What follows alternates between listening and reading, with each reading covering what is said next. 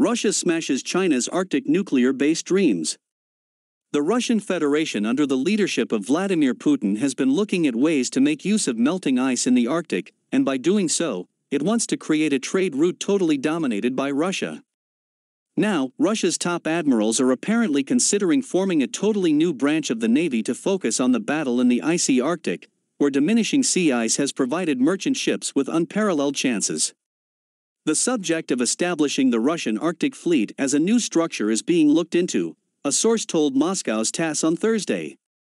It would be a separate naval unit tasked with guaranteeing the safety of the Northern Sea Route and the Arctic coast, which are currently under the control of the Northern and Pacific fleets.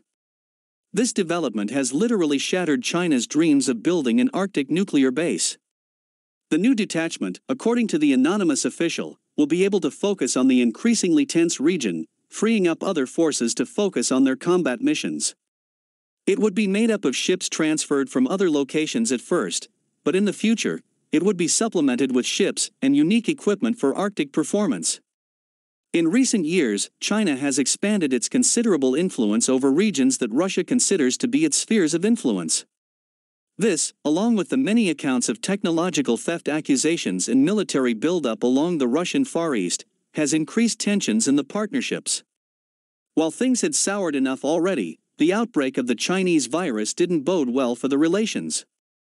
China, while the world still suffers from its virus, has now turned towards the Antarctic to resume its expansionist policies on the continent. But there is just one issue: Russian interests and presence, which is increasing in the Southern Ocean.